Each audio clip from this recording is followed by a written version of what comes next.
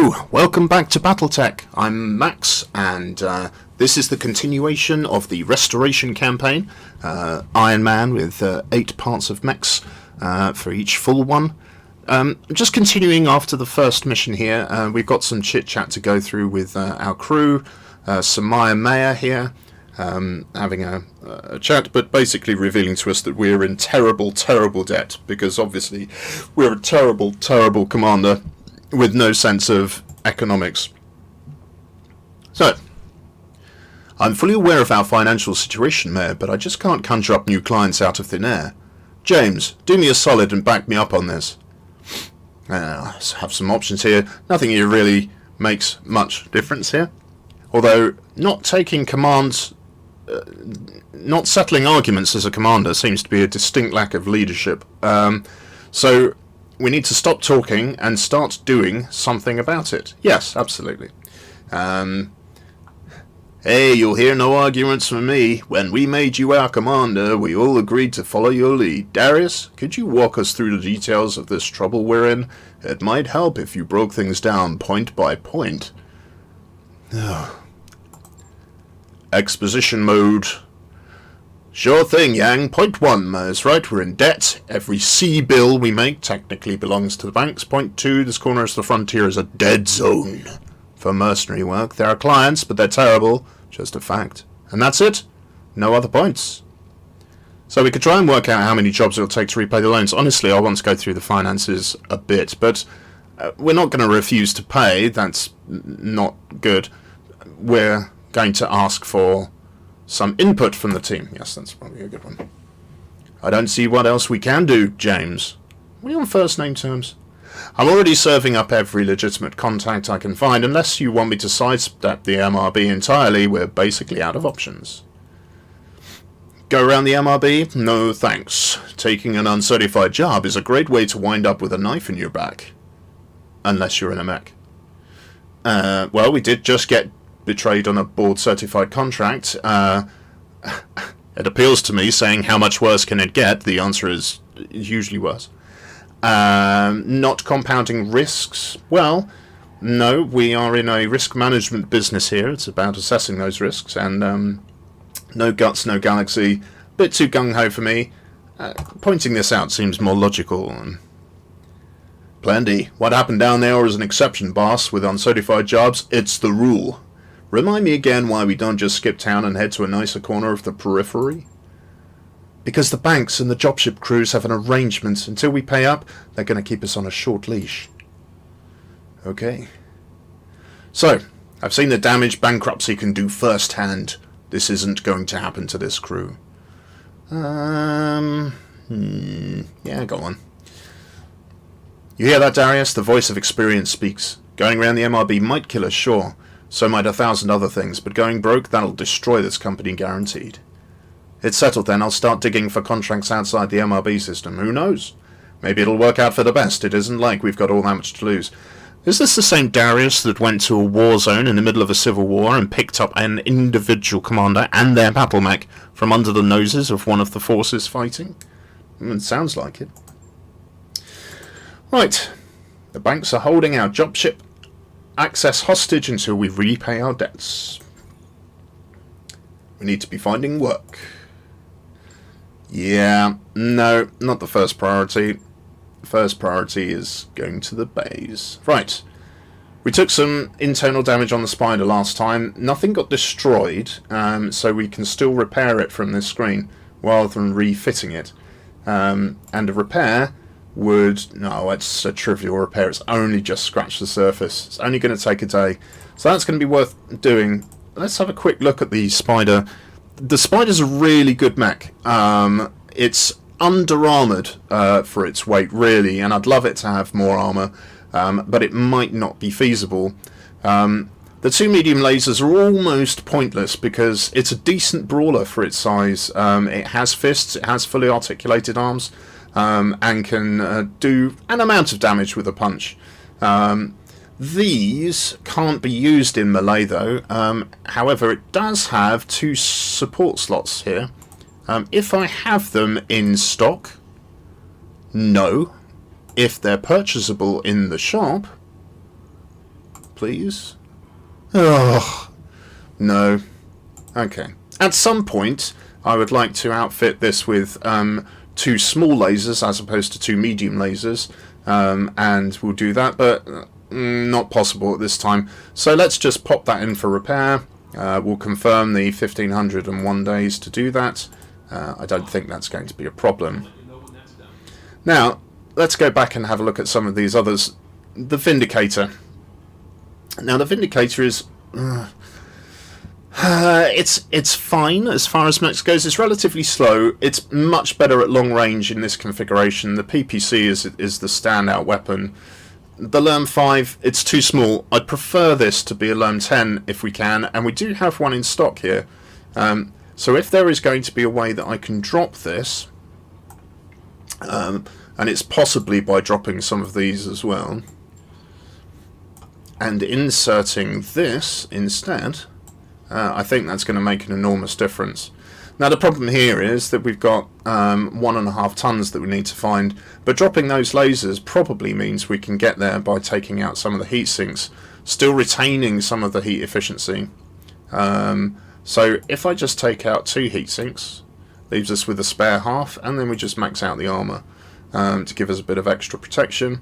Now I'm much happier with this arrangement, and the crit padding over here is simply fine. Doesn't cost very much to do that. It's going to take a week. So before we do that, we're going to have to go back and have a look at the contracts to see where our next contract is going to be. Now the next contract is off planet, and this contract includes travel to Bellerophon, which is 12 days away. I don't have any other options, so I think we can still go back to the mech bay, order those changes to the Vindicator, and it will still be okay. So let's keep the heat sinks there. I think we'll take the 2 out of here. We're going to take the Lerm 5 out, we're going to take the medium laser out, and we're going to take the small laser out. And then we're going to put in the Lerm 10, and then we're going to max the armour. There we go. And then we'll just confirm that work. Now the reason why I'm putting a lot of these things in here is called crit padding. If damage does go internal into this torso, there's a chance that one of these pieces of equipment is going to get hit. If the ammo gets hit, there's an explosion, the whole torso, the attached arm, and possibly damage could transfer inside. These heat sinks sitting in the same location make it less likely for that to happen. What I'd like to do at some point is move this heat sink in here, and maybe the jump jets as well, to fully pad out this location. But that's just going to add more days and more expense on that we probably can't afford right now, so not going to do that. Right. I'll get it in the schedule. Okay, so we've got those things operating. That's day 8. Travel to Bellerophon was, what, 11 days? So I might just have to make some tweaks to these others and live with it. So the Blackjack's perfectly fine. It's a reasonable medium to long range mech. Its main problem here is that the AC2 ammo is in the center torso. What I'm just going to do is just going to move that out, put it in one of the legs. The legs are decently armoured, 85 armour, and I think that is probably going to do alright. I'm going to have to rework this at some point. The AC2s, I don't like them, and but it's just going to take too much time to sort them out. That's a couple of days on top, only 200 C-bills, so we're going to make that happen. Which will take us to day 10, and let's have a look at the Shadowhawk. I think the Shadowhawks, again, I'd prefer to configure this as short range. We've got 3 missile points here and 1 energy. The medium laser in the energy is okay. I'll probably take these 2 missile points and put short range missiles in them, either SRAM 4s or SRAM 6s, but I don't have the weapon units at the moment, and it will take too much time to do it.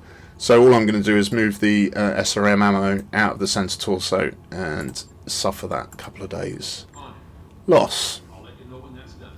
Okay, with that in mind, let's head to the barracks and just review the experience points. Now, given this is a campaign and not a career, I can still use my commander and benefit from the fact that my commander can't die, and so they can get horribly injured, but they always end up surviving somehow, and that's positive. In a career path, you don't get any score for your commander's experience build, so if you're going for a score run, it's probably best just to leave your commander, honestly. Although your salary, you don't pay yourself a salary for your skill levels here, so it's going to be cheaper to level up your commander than it is your other pilots. So, we have various skills here. This level of guts is very handy because it gives us all-important +1 health. We start with 3 injuries that we can sustain during a battle. Very easy to lose 2 in one go. If you lose a torso and then the mech falls over, that's 2 gone right there. So having that extra health gives us a bit of extra padding. And then we've got enough to bump both of these up. Okay. +1 unsteady threshold just makes it less likely we'll get knocked over again.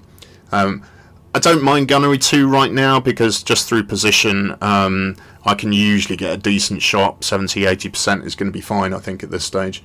So I'll confirm that build. So Behemoth, she's our tank. She has Bulwark here. There is an option here to boost our tactics. Honestly, I don't mind that at all, and it doesn't bother me, so I'll just go in there. The salary has jumped up 1,000 per month, as we noticed, so if you can get away with waiting, then that's the most efficient way of doing it. It's just a bit of a pain in the bottom. So Decker here, our spider pilot, we can give him evasion. So sure footing gives him a bonus evasion pip, which is another 10% benefit, and I think that is a very decent call to begin with. When we have some LRMs in the Lance, then Sensor Lock is going to be intriguing, and the +1 health can also make a big difference. But for him, in a fast mech, being able to dodge inbound fire more effectively is going to be superior choice. Okay, so he's now pilot, and sure footing is in his skill set. So Glitch, Jessica Chernoskaya, has multi-target. Multi-target means I can shoot at more than one target in a turn, in fact up to 3. Ultimately I'd like to get to breaching shots here, which allows me to ignore any cover or debuffs, even when I'm standing in front of the enemy. But we're not heading up that way. I've only got 400 XP to spend. Might as well put it in a bit of piloting. Why not? Okay, I'm not going to go through Medusa. I'm not going to spend his XP right now unless we start using him in fights. He's just going to sit there with his salary, a nominal figure. So let's crack on. Here is the mission we're going to take. It's a Seek and Destroy mission, which is a battle.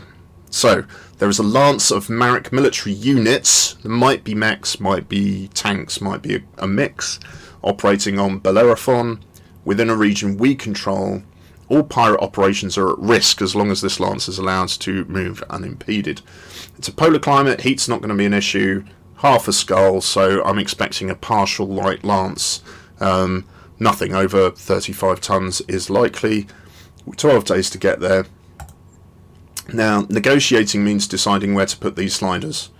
And there are 3 characteristics we're balancing. First of all is the pay. Secondly is the amount of salvage that we can collect. And thirdly is the maximum reputation with the locals. So in this case, the employer is the pirates. The target is the Free Worlds League, which is my home. And I could, if I decided to, take minimum pay here, maximise the reputational gain and also maximise the reputational loss of the target. But I'm not going to do that because I really don't want to be taking contracts against the Free Worlds League if I can avoid it. Working for pirates is a mug's game, at least role-playing wise. I'm royalty, for heaven's sake. Why should I hang around with pirates? So we can choose between having 0 to up to 210. This first number's premium picks, so the first picks of salvage, and this is the random allocation, the 10. And the payment then goes in the opposite way, from 1 unit up to 11 units of pay. So if a single unit of pay is 17,000 C-bills, 11 units of pay is 188,000 C-bills, but you accept a loss. Now the thing about salvage is, I've done some calculations, and if you're being offered a very, very small amount of salvage like this, it's seldom worthwhile to go for it, but the 2 picks is dominant here, and the difference between 2 and 8 and 2 and 10 for a half a skull option is almost meaningless. So let's hope we get 2 mechs that we can salvage parts from. The rest of it is just junk, I don't mind about that, and that means that we can gain 3.5 parts of the money. 60 grand here is not going to be a bad choice, and will allow us to keep the unit operating for a little bit longer. So we'll finalise that, and let's go. So the travel scenes are often punctuated by little text adventures. We may well see one during this transit. This is a jump ship. These operate at the zenith and nadir jump points, which are out in the solar system away from the gravitational bodies. They power up their FTL batteries using solar sails, which will be collected, which will be unfurled from those arms, and so it takes a few days to charge up the Kearney Fushida jump drive. Here we go, shakedown. You're on the Leopard's Bridge with Samaya, Yang and Darius for the daily staff briefing. Darius says, "We've received 3 messages from the banks." "Loan sharks," Samaya cuts in. "From the people who are financing us," Darius continues. "They're considering rewriting the terms of our loans, so it will be easier to seize this ship if we miss a payment. As usual, they're only doing this because they believe we can't fight it in court." And they're probably right. So I could sweet talk them, ignore the messages. Look, when you're in debt with banks, please don't ignore messages. Sort it out. Educate the banks about their mistake. What, threaten the banks? I don't think so. We sweet talk them. So, "I'll talk to them," you say, and the meeting moves on. Afterwards, you record a response. In it, you explain with much gravitas that you selected each of the banks for their prestige and reliability. You remind them of your impeccable payment history. You conclude expressing your desire for a long and fruitful financial relationship with them. "Dear fascist bully boy, please give me some money, you bastards," etc. Sent in error should be ignored. So we gain a fair loan status. I'm very happy with that. Oh, looks like we've just done our tweaks on the mechs and everything is repaired and shipshape as we enter orbit, and we arrived to proceed to our current contract, which we shall do next time. Thank you for joining me, and next time we'll start our intense half-a-skull battle against Free Worlds League forces. Until then, see you soon. Bye.